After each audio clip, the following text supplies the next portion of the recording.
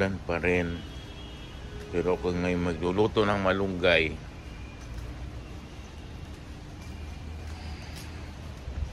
may araw, pero umuulan. Ako malunggay.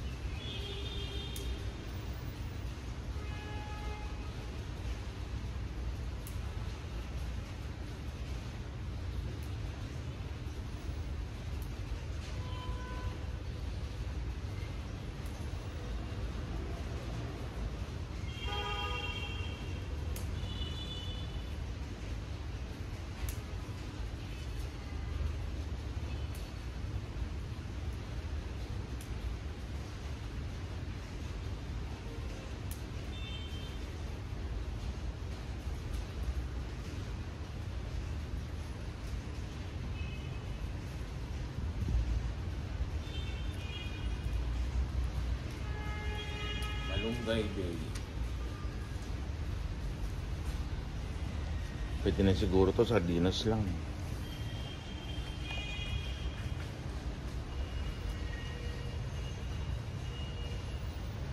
Dapat hindi pa sa dulo.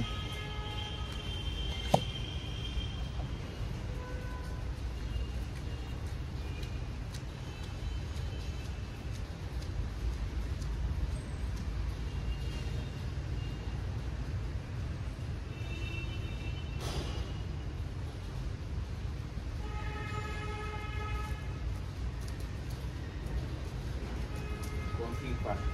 Sa dulo, sa gilid.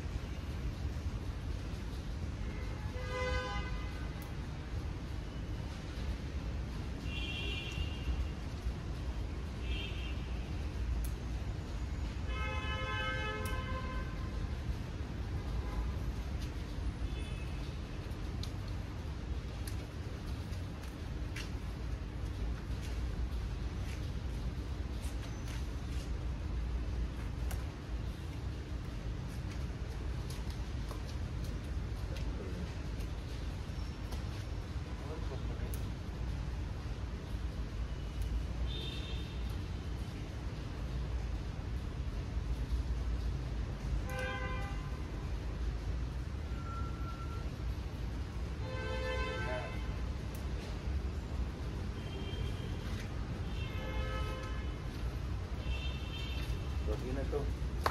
Tama na. Pabasahan na ako.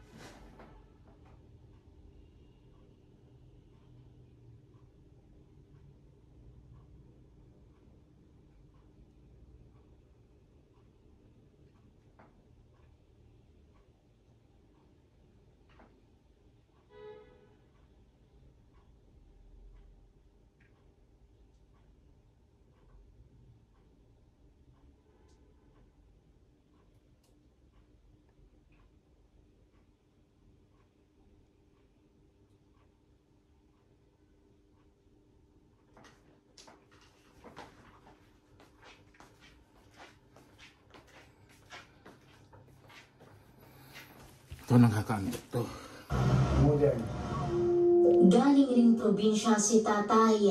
Iniwan ng 2 anak para sumugal sa Kamaynilaan, makahanap ng maayos na kabuhayan.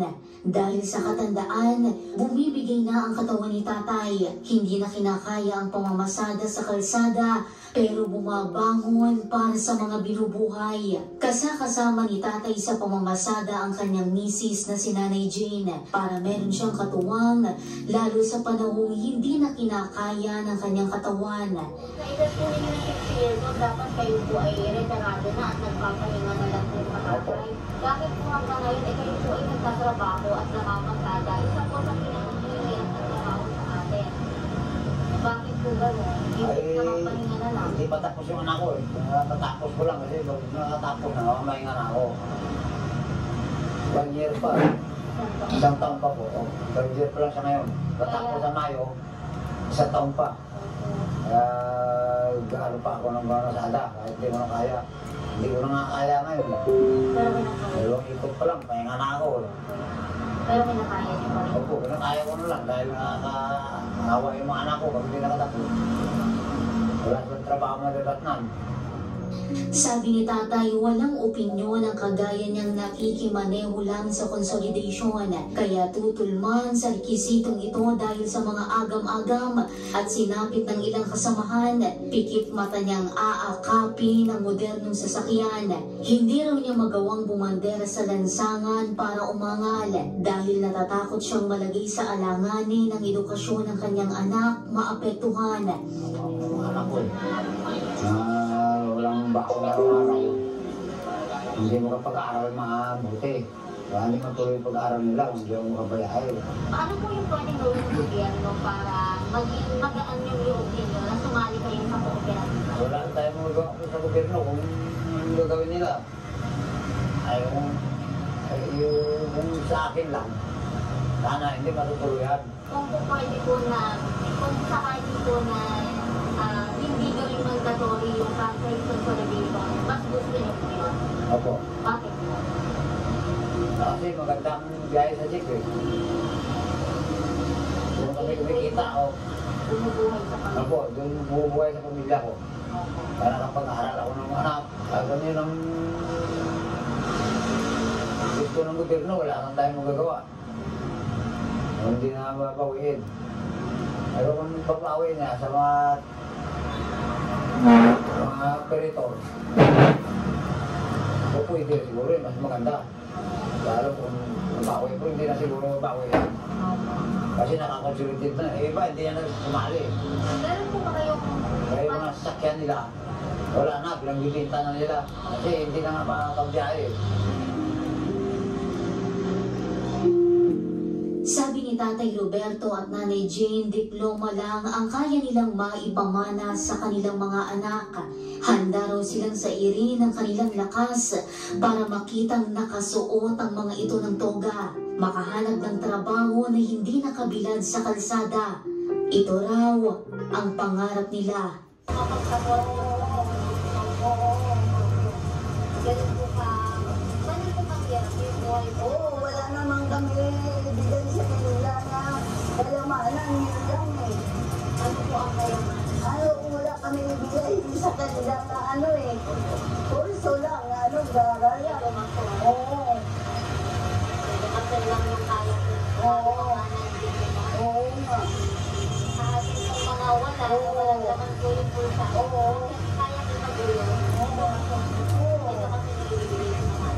Yan talagang pangarap ko sa pag-aaral ng anak ko para makatapos sila. Yung anak ko ba yung pag-guide. Para makatapos sila. Ay hindi sila mahihirapan. Katulad sa amin dati, hanggang ngayon, nahihirapan rin. Nahihirapan pa rin sa pagkatrabaho. Gusto ko rin yung umalwan kahit pa paano yung pamumuhay ng mga anak ko. Maging maganda, makahanap ng magandang trabaho. Ito, kasi mas maganda yung mga tapos ka eh. Para maalwan yung trabaho mo kita. Yung yung drive eh. Dahil sa mga anak ko, nagdadrive pa ako para may pangbaho sila, masahe sila, magbayad sa tuition. Kasi nawa ko sa mga anak ko, hindi makatapos na magpareho sila sa akin. Na hindi nakatapos, 6 lang ako. Kaya lang trabaho ko, nagdadrive.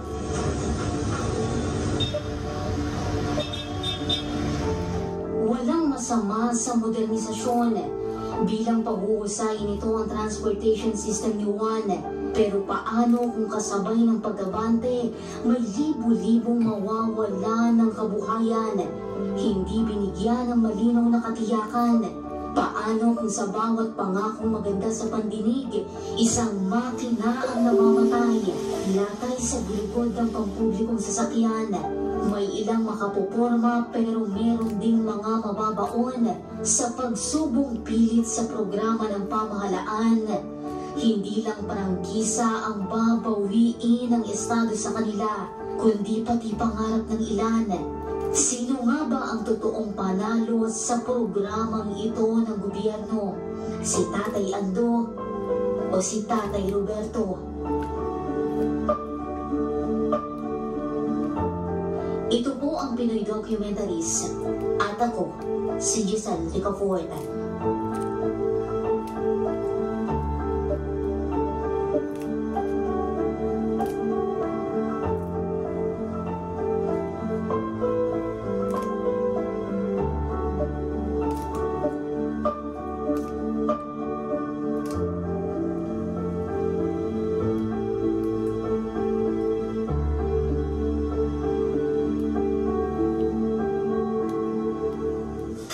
Sina Giselle Ricafort at Eniel Parosa, DZRH Stories, Pinoy Documentaries.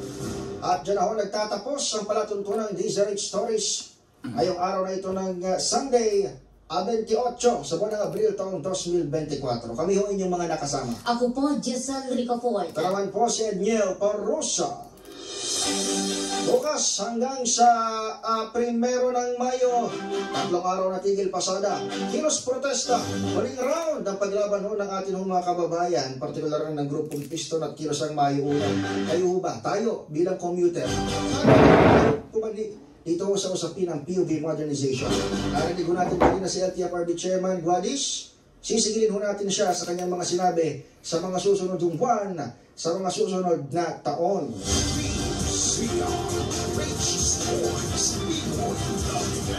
Susunod na ang Prinsesa ng Bayan, aliyay 3 sa programang Huntahan. Oras, 10:06 sa tindahan ni Aling Nelia.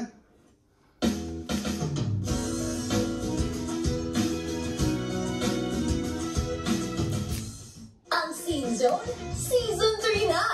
From concerts,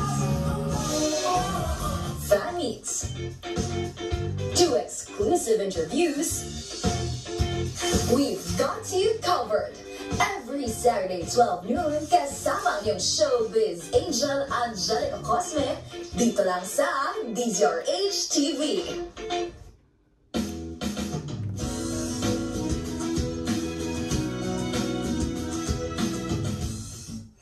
Mga balitang gigising sa sa inyong umaga. Mga balita kailangan mong malaman. Mapapakinggan sa ACS Balita sa 2x2.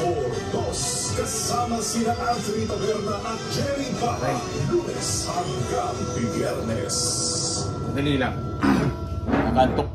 Inom ng tubig na nasa plastic bottle, maaari Maximum Toothpaste, Maximum Fluoride para sa maximum protection at ng Philippine Dental Association.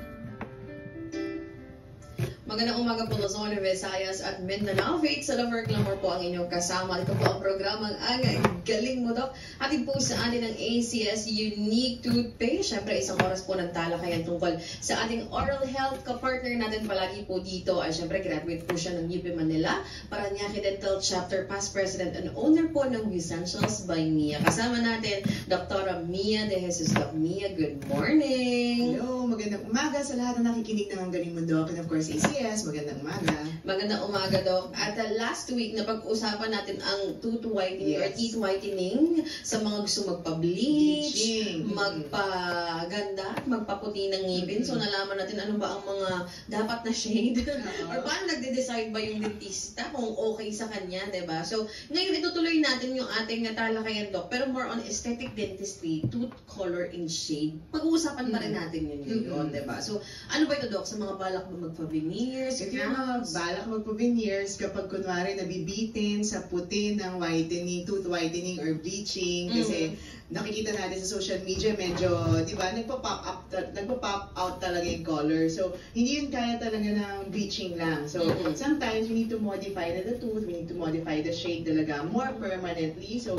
by veneers or crowns or yung mga ganon. Yes, ayun. Para samahan tayo sa ating discussion about that ngayong umaga, makakasama po natin a dedicated aesthetic and restorative dentist, humbly received his master's degree in aesthetic dentistry from the prestigious Goethe University in Frankfurt, Germany. He is honored to be the participating member of the esteemed American Academy of Cosmetic Dentistry. With great humility, makakasama po natin ang doktor na ito who runs a multiple specialty practice in Makati, where he cherishes the opportunity to serve his patient. Additionally, he also holds a reserved mastership certificate in biomimic restorative dentistry from Alman in the USA, showcasing his commitment to excellence in dental care. Makakasama po natin sa ating programa ngayong umaga si Dr. Jonas Apostol. Doc, magandang umaga at welcome po sa programa Ang Galing Mo, Doc. Thank you very much. Thank you, Dr. Mia, for this opportunity. Bigatin si Doc. Yes, ang daming ganap abroad and ang daming nakuhang certificate when it comes to restorative and aesthetic dentistry. So feeling ko si Doc Jonas best talaga to discuss our topic. Siya talaga yung naisip ko for this topic. Sa totoo na. So, Doc Jonas, pag sinabi bang color or shade, usually kasi, tatanong sa atin, paano ba nade-determine yung kulay ng ngipin? Yung kulay ng ngipin kasi it's always subjective, no? There are two types. There are two layers ng ngipin. Yung first layer na nakikita natin, yun yung enamel. The enamel kasi, usually, yung color niya is parang white, but it's actually a translucent white, but it has this undertones na bluish, grayish, yellowish a little bit. Pero yung second layer naman, yun yung dentine na tinatawag. Yung dentine naman is yun yung yellowish. Yun. So, depende sa kapal, sometimes, ng iyong enamel, kasi nagsisi-through yun eh. Nagsisi-through yung ngipin mo sa loob. So, also, isa sa mga reason bakit yung ibang tao ay iba-iba yung color ng ngipin, yun din yung genetics, yung race. For some patients, yung ngipin nila sobrang puti. Let's say, for example, sa mga black from Africa, medyo kaputi na yung ngipin nila. But for some race naman, yellowish, even though they have a skin tone na sobrang puti, but sobrang yellow, dilaw yung ngipin. So it's always It's Nine always unique, no? factors. That's Nine factors. Ang complicated talaga ng shade, no? Sometimes nga, pag nag-aesthetic dentistry ako, sa shade ako talaga nahihirapan eh. Because sa anatomy, parang madali na yan eh. Yung shade talaga yung mahirap, especially kung ano yung bagay sa patient, ano yung bagay sa other teeth na hindi pinagawa at available pa rin. So, napaka-complicated ng shade. It's very complicated, yeah. As what I mentioned kanina, hindi siya yung parang tipong we have this one standard na pina-follow lang. But definitely, yung shade ng ngipin hindi siya sobrang puti. Yeah. Yung parang chiclet, walang anong ngipin. Okay. May ano sa'yo, Endong Mia eh, yung sa'yo mo? Ang naririnig ko kasi toilet bowl porcelain white eh. Toilet bowl. Alam mo kung bakit white. Alam mo kung bakit hindi na yon? Kasi yung chiclet, baka hindi na makarelate yung mga bagets. Yeah. Diba? Yeah. It's a toilet. Pag tinalo mo yung chiclet, diba? Yung mga bagets. Hindi na alam ng Gen Z. Oo, hindi alam ng Gen Z yan. Toilet bowl daw ang porcelain white. Oo. Kasi Doc, siguro sabi nga ni Doc, with race, with iba-ibang iba-ibang gusto at iba-iba din yung. Pero Doc, dahil ngayon medyo trendy talaga yung perfect white teeth, yung toilet bowl white teeth nga sa amin ni Doc Mia, no? So, kayo ba, pag sinabi bang ng isang pasyente na, gusto ko Doc yung puting-puting ngipin, gaya nung isang beauty queen na ina-adore ko talaga or fan ako, so pumapayag ba kayong mga dentista? Or you really have to explain scientifically na hindi bagay sa'yo ganun? May mga ganun pang instances, Doc? That's a very interesting question. We talk about like... Ganun din, parang pang beauty queen din. Thank you for that wonderful question. Sige, joke lang. That's actually, it's totally subjective. The reason why we do our dentofacial analysis in my practice, tinitingnan namin yung the skin tone, we also checking all the parameters. So, babagay pa natin. But definitely, hindi ako papayag if it's a toilet bowl. Sometimes it looks like that, but in reality, because we put some translucency in it, pag tumatagal, nag-blend kasi siya. It's always subjective, kasi minsan, nasa discretion ng dentist yun. But for me, magsala ng salang mga basahan. Is the health and the functionality. You should never compromise the health and the function. The color kasi is always subjective. It varies from person to person. Let's say for example, they want to compete in Miss Pilipinas or something like that. So, nagiging fad kasi yung color of the teeth. Gusto nila, gusto ko talaga ng super white. But, may white kasi na hindi bagay. So, paano nung binabaril, yung term paano nyo binabaril sa pasyente na, magpukumpit kasi yung Miss Universe sa kapatid ng Pilipinas, yung sparkling white teeth, kagaya yung Pia Words back, parang gano'n. So, paano nyo siya ina-explain sa pasyente na hindi natin na-achieve yun, hindi bagay sa'yo? Wala magsabaw. Paano mo na-explain sa pasyente yun, Doc? Or paano nyo nakukuha yung perfect white for a patient na talagang bagay sa kanya?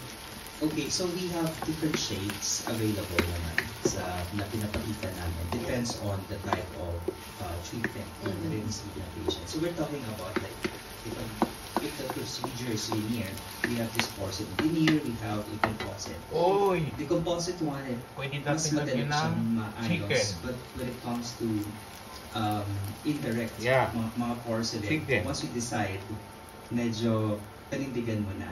Kasi I've seen a lot of beauty queen, diba? Na sobrang puti, tapos after some time, hindi pala talaga bagay. Konti na nakakapulok. That's true, diba? Totoo yun. Kasi nga sabi ko nga, ang problema kasi doon, nasa TV sila eh. So, syempre, they need parang yung more exaggerated aesthetics, diba? Enhanced talaga. For the TV, for the television, to pick it up. Hindi naman lahat nag-TV. Diba? Baka gusto lang umiti sa camera at mag-post lang sa Facebook. So, yun yung pinag-uusapan namin last time. Yung iba baka nagsisisi. Diba? Parang ganun. Although, in fairness naman, sa mga ganyan, may mga trials din naman. Diba? May mga trial. Pero syempre, the trials comes with a cost din. So, kailangan, alam mo rin yung Come vision on. nyo.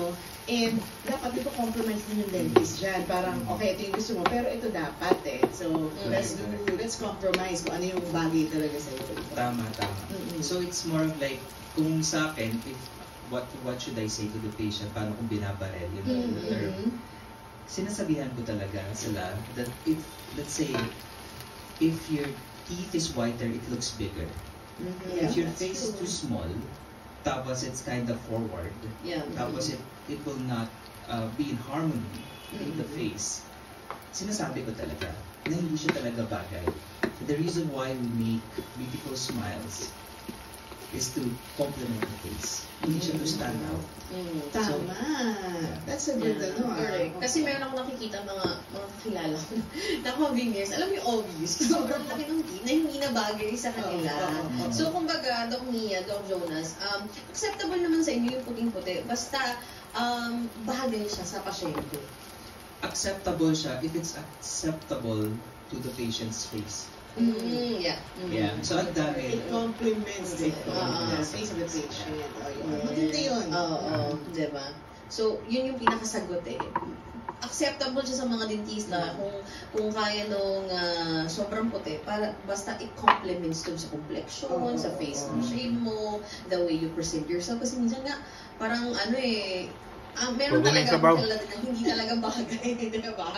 So, ayun ang pinag-uusapan natin ngayon, diba? Sa pagbabalikan, sasagutin ni Doc Jonas na ang veneers ba, pwede magpabago ng kulay once na nakabit na, pwede bang i-adjust yung shade kapag hindi na-satisfy yung client, and ano ba ang mga instances na from bleaching lang, whitening, nagpapa-veneers na hindi na-satisfy ba? 18 minutes after 11 po ang oras sa buong Pilipinas, babalikan po natin itong ating discussion. Kasama po natin si Doc Jonas lang yan, dalawang piraso lang yung laman. ACS Unique Toothpaste. Magbabalik kami pagkatapos lamang ng ilang paalala. Ngayong tanghali, mamayang gabi. Hatid sa inyo ng ACS Manufacturing Corporation, ISO certified, maker of world-class quality Pride detergent.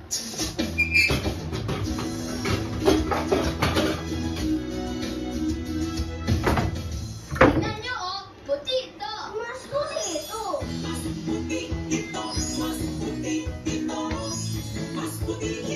Tingnan ko ba spring onion? Pride Bar. Pwedeng hindi naman bleach, tina o anyel. Dahil ang Pride Bar ay may power whitener na nanunuot sa bawat hibla. Kaya ang gamit ay kisla puti at banay pa sa kamay. Mas puti ito, mas puti ito, mas puti ito. Pride Bar. Hindi lang puti, kisla puti. Galing mo, smart dishwashing paste ko. Free ka ulam na masebo, mga kalderos. Tanggalin for everyday. Ganyan, pag smart ang dishwashing paste, may double tanggaling formula. Tanggal ang sebo, tanggal ang bakterya. Pahit parang walang pahiligis, fantastic sa men, plastic ang program ko to. Tanggalin mo, smart dishwashing paste. ACS. Hello, Washi! Laundry day naman! Yay! Anong meron? Mancha ng chocolate, putik, may libag pa! Kaya natin yan! With Pride Washing Machine Detergent, may triple stain away formula. Tanggal ang makapit, madikit, at madupis na tunit mancha. Kaya ising-ising ang lamada. Mula noon, hanggang ngayon, all you need is pride! All you need is pride! ACS. Sa lahat ng bagay, simula pa lang, siguraduhin max protection na. Kasi pag kulang ang proteksyon, baka madaling masira. Sa ngipin, dapat may max protection din. Max halaga ng Unique Toothpaste. With Max Protect formula, helps stop cavities before they start, while keeping breath fresh. Try Unique Maximum Fluoride Protection. Para max alaga, max protektado. ACS. Araw-araw, iba't ibang mga bagay na dapat pagtagumpayan. Ang subo kong partner ay MX3 Capsule. Research-based na tested and proven. Helps avoid pain discomfort. Iwas-iwas sa sakit. Kailangan lang ng long-term ang pag-inom full capsules araw-araw. Kasabay ng proper diet and exercise. I am able to make it with the right partner. MX3, dito ako bilib. Mahalagang paalala, ang NX3 capsule ay hindi gamot at hindi dapat gamitin paggamot sa anumang uri ng sakit.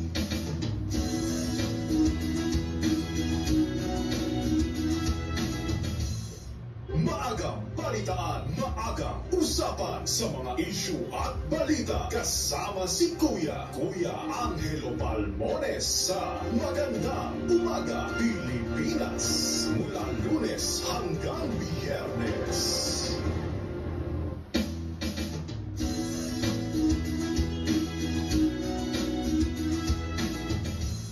Ang Season 3 na! From concerts, fan meets, to exclusive interviews, we've got you covered. Every Saturday, 12 noon, kasama ang iyong showbiz angel Angelica Cosme, dito lang sa DZRH TV.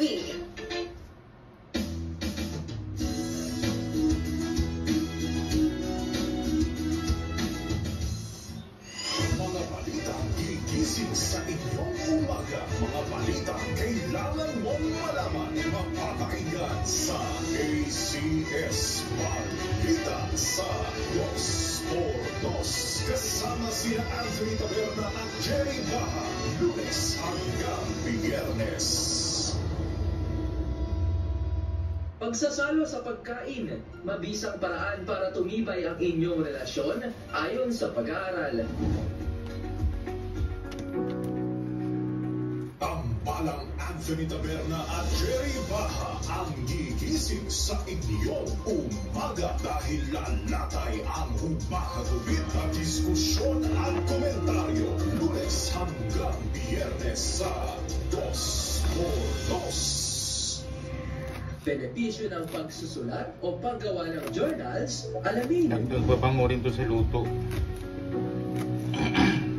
Alamin ang mga maiinit na isyung pambayan, mga balitang kailangan mong malaman, usapin sa pamahalaan, politika, ekonomiya at kabuhayan. Ito ang mga dapat mong malaman, pakialaman at pag-uusapan dahil kayo ang tinig ng mamamayan. Dito sa Damdaming Bayan, live sa DZRH Radio, DZRH TV at DZRH Digital. kumukulo na. Kasama sila Lakay, Dave Makalma at Elaine Abi. Araw-araw, Lunes hanggang Biyernes. Damdaming Bayan.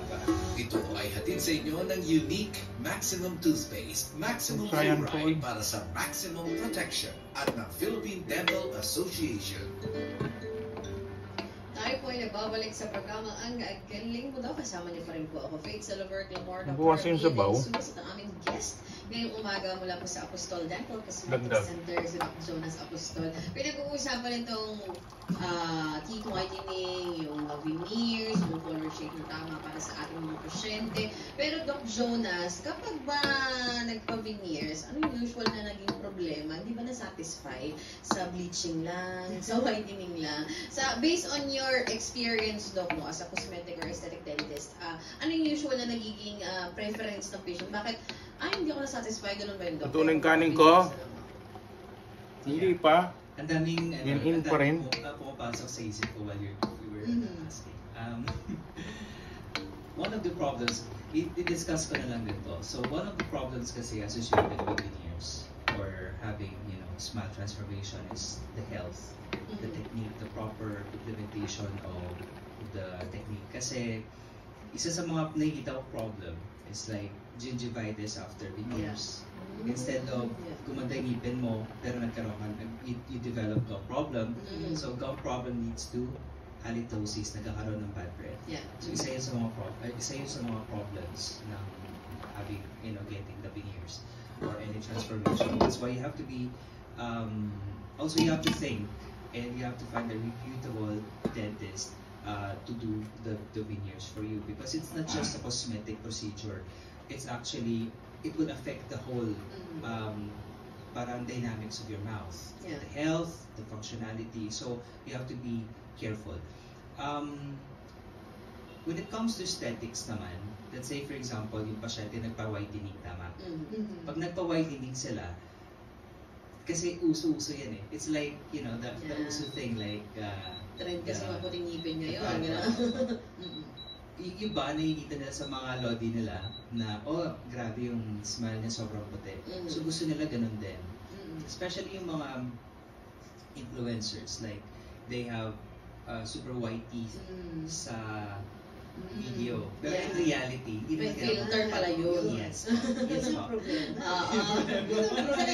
Guys, naka-filter lang yan, filter guys. na yan. Actually, I can attest to that kasi parang ngayon sa TikTok only, parang ang daming nagmo-market ng mga influencer ng teeth whitening toothpaste or any product na pampaputi ng ngipin look. So parang gusto ko, baka comment na gusto ko ganyan kaputi, gusto ko ma-achieve yan. And Pero I think yung mga cameras right now, yung mga cellphones, di ba? Parang lalo may na kapag adjustment sa automatic color lang. grading. Ang galing na eh. Oo, so yeah, tama ka dyan. Baka hindi naman talaga filter lang. Oo, kasi may isa kaming patient na sobrang gustong-gusto niya itong ganitong ngipin kasi sobrang puti daw. Na isa ko influencer. So, tama-tama, nagkaabot sila doon. Sa kita niya, hindi naman pala. So, happy na siya.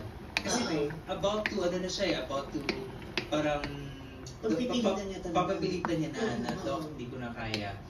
I am willing to pay the whole price just for you to change the whole veneers because I want this color all her teeth. So, sabi ko, hindi kasi, pag mapapalit ka, it's not like it. Hindi siya sobrang easy. Mahirap siya. So we have to be very careful when you do that. Kasi people would want to pay the price. They want to undergo a certain traumatic procedure just to get that beauty that they think na bagay. Yes, tiis-ganda. Ang ganda nga ng term nito kayo, smile transformation, diba? Actually, when it comes with the health din naman, paminsan sa shade nga ng ngipin, if reddish ang gums mo, it changes the color eh. Oo, luto na yung kanin. It changes kasi so Dong Jo, sa practice, may mga instances talaga na hindi nang masatisfy sa teeth whitening tapos kasi sa kahit magkano veneers na tayo gano'n. Well, yeah, a lot of times. Yeah, madami. Sobra. Una kasi may mga takot pero they have something in their mind. Yeah. Baka